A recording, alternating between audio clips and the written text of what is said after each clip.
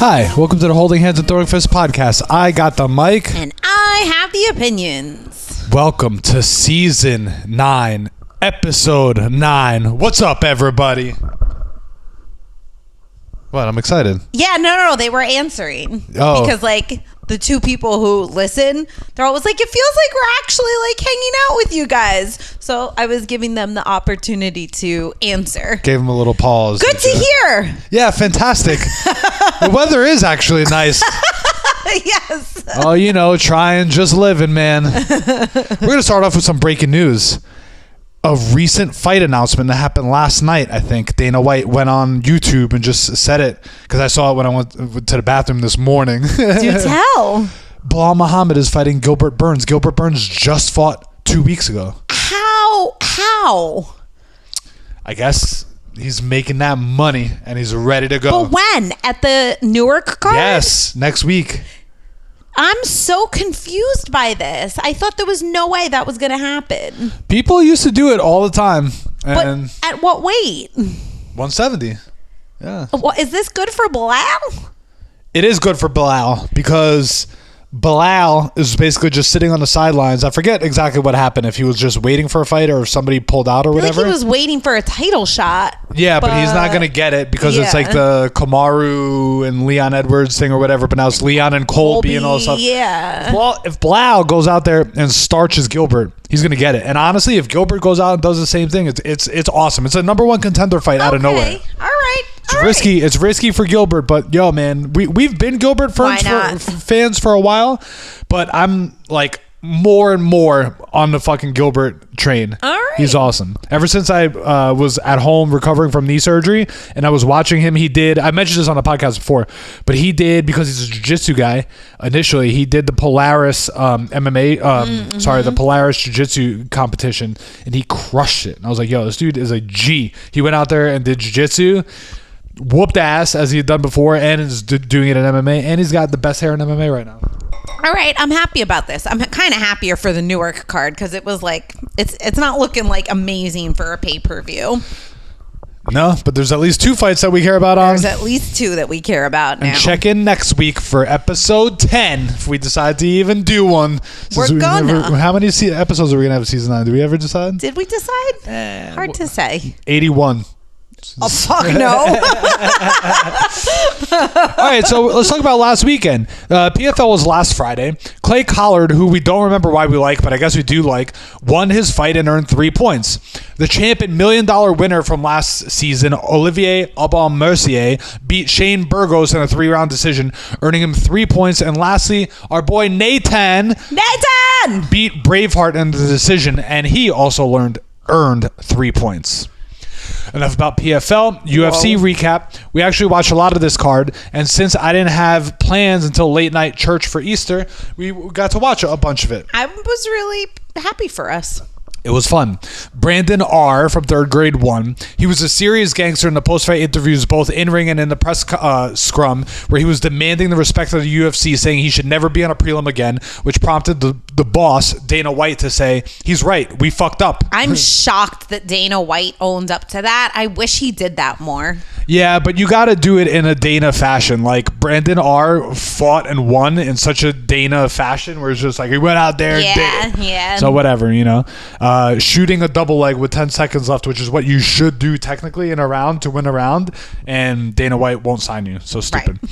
Jillian Robertson won with a submission. She looked great. Her opponent did a classic single tap, which we call the Brazilian tap, because it's enough to show you tapped, but ambiguous enough to allow yourself to claim that you didn't. TBS.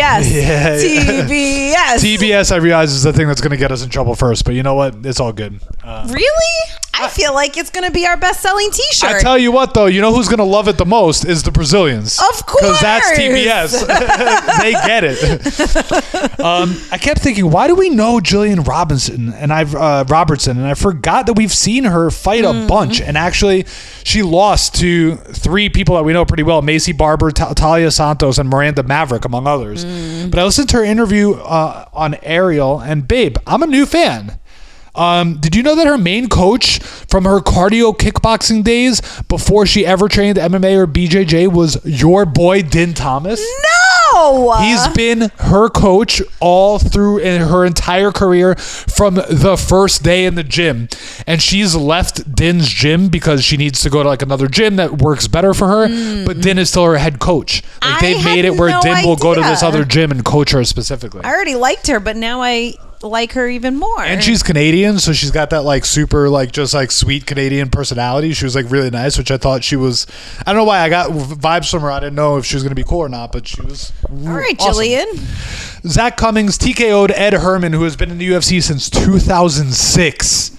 Both guys retired in an apparent UFC first, which, babe, you called out live, and I mistakenly said, nah, that can't be right. It's not the first time 2 guys retired in a fight, but apparently it is.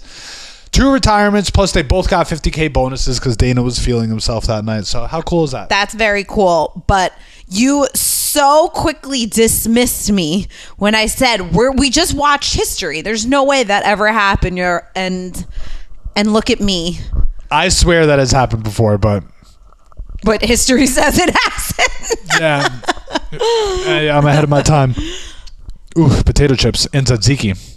I know that the garlic in our area right now is real. We're sponsored by George's Tzatziki. Have a taste. Clay Guida lost and pretended to retire as well by taking off his gloves just so he could say happy birthday to his mom.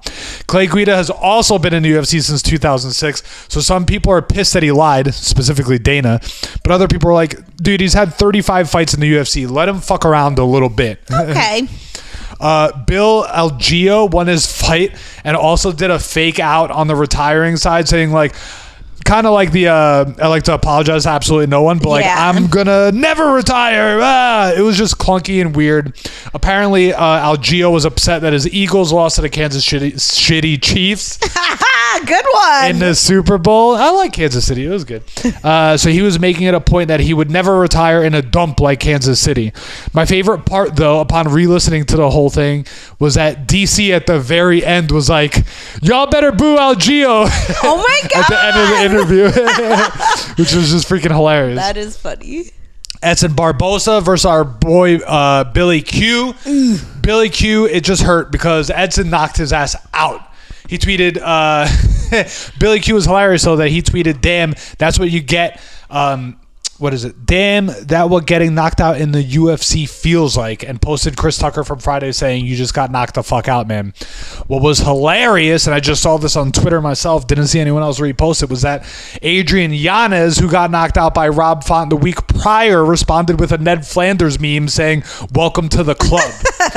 Billy Q then responded, ha ha ha, you're the man, Yanez, with the wrong your. Just had to call that out. No apostrophe. You couldn't read your own notes, so I wouldn't be judging anyone. It's we're recording on a Friday today, friends and listeners. It's a weird one. But it's an afternoon, not a morning. That's why it's not as good. It was last week was the really chill, cool one on PTO. But it's always good to see fighters be self-aware and have a sense of humor. Yes. Unlike this duo right here. Whatever. Really? No.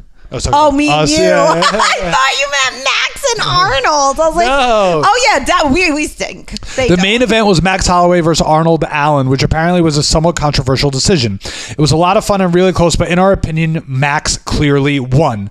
No one on MMADecisions.com scored it for Allen, but a few notable press people, including Ariel and Brian Campbell, scored it for Allen, which was weird and caused Twitter beef. Honestly, it was a lot of fun and both guys won. Max proved he's still the cream of the crop, and Allen proved he deserved to be there.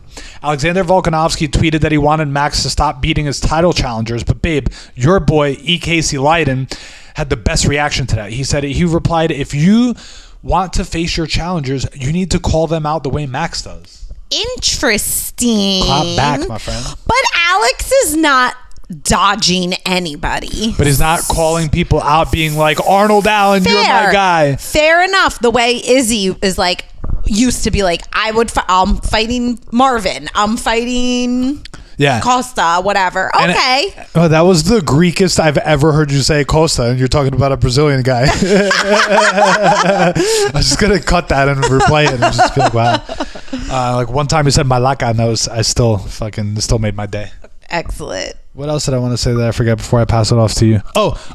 Apparently Izzy's, did you hear Izzy's on Dana and your boys Shelby and the other guy Maynard that he wants to fight International Fight Week already? Oh, no. Yes. Against who, though? Whoever. They haven't said that. Okay. It's probably going to be Sean Strickland, I think, because who else, but whatever. But I just saw that Sean Strickland has a fight against someone with a really long Russian name. Yeah. Let's see what we got over here. I think I just had it right here. But you know, it's dead air. So just, right here.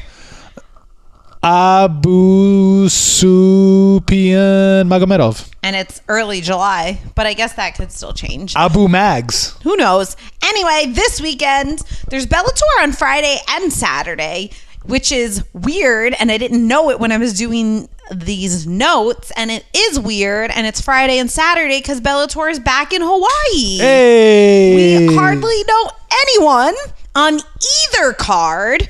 Boo.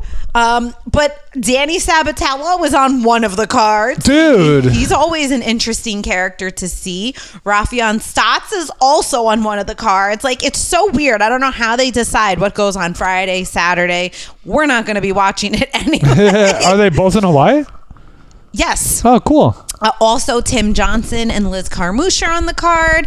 Honestly, super light card in terms of name value, and I really don't know what to say about Bellator anymore because I feel like no card ever has name value anymore, unless it's us. 9 months ago to a year and a half ago, we just started being like, what the fuck, Bellator? And it's just getting worse and worse. But I heard this, and I forget on what other podcast. It might have been Morning Combat. Apparently, there's rumors that Bellator is going to be sold really soon. So what? They don't give a fuck anymore? Probably they don't give a fuck anymore, which is the opposite of the UFC that like stacks these years so that they could get bought out by ESPN and other WWE thing. But it seems like they're just focusing their energies on a deal, which honestly is going to be awesome, man. If they sell and they become Showtime MMA or whatever, it's going to be for the better. All right. I mean, it can't get worse. So UFC is on Saturday, also a super light card, but Muhammad Usman and Brogan Walker are fighting, and they were both on the last season of The Ultimate Fighter, and we liked both of them, which made me actually think about this season of The Ultimate Fighter. So, George, you're going to find out when it starts because we will start watching it. I just started already doing that. That's really good, but I don't have an answer for you. Okay, so you're going to keep looking because also on Saturday's UFC card, Bobby Green is fighting Jared Gordon. You should remember him because I did a deep dive on him last season. Song Yadong is fighting Ricky Simone, and Sergey Pavlovich against Curtis Blades is the main event. Actually, I guess there's more name value than I anticipated, so maybe we'll watch it. It seems like a good post-baptism way to end the day. Hey. I can't find it right now, but I think I heard that it was either going to be May or June, so we're pretty close to it. Well, it has to be, right? Because the end fights are always a UFC card the end of August. So the season has to start. That's just been the past couple of years, but yeah, I guess that checks. But also it's a Conor, like, oh, you mean for like the Ultimate Fighting? Not the coaches. No, for the Ultimate Fighter. Who knows, man? I don't know. There's but since we are talking a little bit about Conor, can I do a little diversion? You can do a fast. Because I'm probably better at diverting right now than reading those. Your boy GC, the other Conor, right? Did you hear the whole thing with him and Ariel and like what's going to happen with International Fight Week? I just heard that GC, who's kind of a new fan on this podcast we listen to, is a betting maniac, but also is now all in on MMA. But like, we know more than him, but we like him, and he really wants to go to International Fight Week, but he has nobody to go with. You heard? Yeah. And now he's trying to bail on going because he just wants to go to the Conor fight instead. And he said he can't go to both. And I'm like, dude, MMA what is MMA fighting? Send him. Just pay for his shit. But they're not. That's fucking crazy, bro. That's a little shitty. Isn't that a little shitty? It's like, dude, you're on the whatever. Digress. But GC, I mean, no one's sending us either. Yeah, but if you're hearing this, we'll come with you to International Fight Week. Yeah, I was thinking we should offer. Just gonna have to fly from Nashville to there. Where? But he's in New York. Yeah, but we're gonna be in Nashville during International Fight Week. Oh shit. Okay, as long as we're back in time to go to Greece. Yeah, exactly. What do you think, babe? No fighting. No fighting. No fucking fighting. No fighting. No fucking fighting! Go for it. All right. Since season 9, episode 9, it feels special. I thought we could do a quick callback to our favorite no fighting segments so far. It may have been our first one, and even if it wasn't, it was one of our favorites. It was when we were talking about books and our goals for this year in 2023. And I am, well, actually, are you on track to meet your reading goal this year? Do you know? I was on track. I didn't check it this week. I might be like one book behind schedule, but I'm finishing up 2 books this week. So okay, so that is very good. I set my goal at 75 books and I am currently at 19, which actually puts me 3 books behind schedule. Yeah, but that's okay. Summertime is our hot season. But actually, more importantly, our no fighting segment on books inspired Melissa to read more this year. And we are so proud of her for committing to that after hearing us talking about it, but also following through. So keep it up, girl. That's cool, man. Talking about baseball, our Queens correspondent and baseball researcher gave us new stats about how baseball's changes are going this season. Interesting info. Game time went down from 3 hours and 7 minutes to 2 hours and 37 minutes. That's like, what, 26 minutes? No, whatever, 30 minutes? 30? Straight up 30. Minutes, a full half hour. Don't talk to me about math, okay? I do the math in this relationship. Batting average went up from 230 to 250. That's like 100 points. Runs have gone up from 8 to 9.4. That's like 7 runs a game. Stop. Stolen base success rate has gone up from 74 to 80. And the best piece of information, even though the game time is shorter, venues are now serving alcohol until the 8th inning, which is kind of true and kind of not, because now they're saying that they got to do it to the 6th or whatever.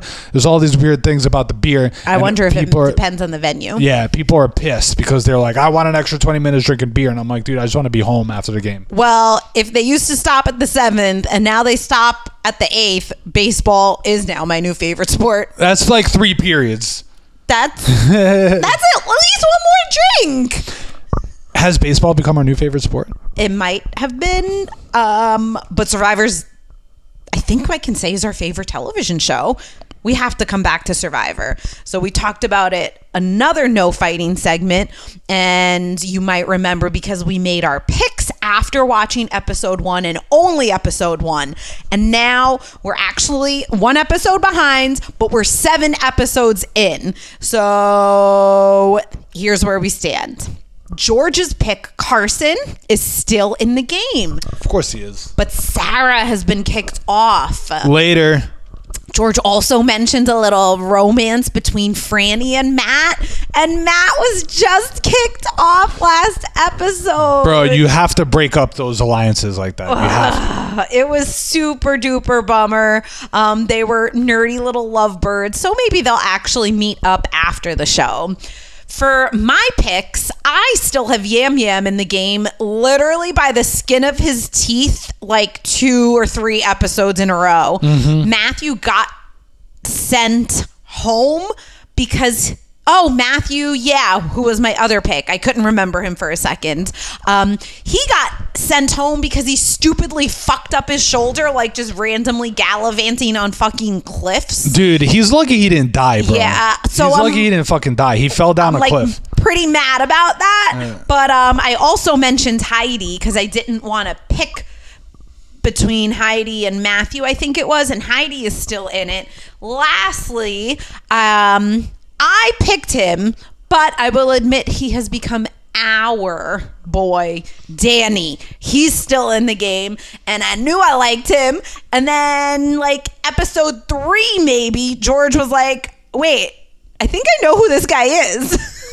Yeah, and I do. So there's this high-level black belt that's trained at Hensel's forever named Stephen Williams. I've talked about him on the podcast. He's gone viral on TikTok, and you've heard me talk about him saying go follow him on Steven Strangles People on all platforms.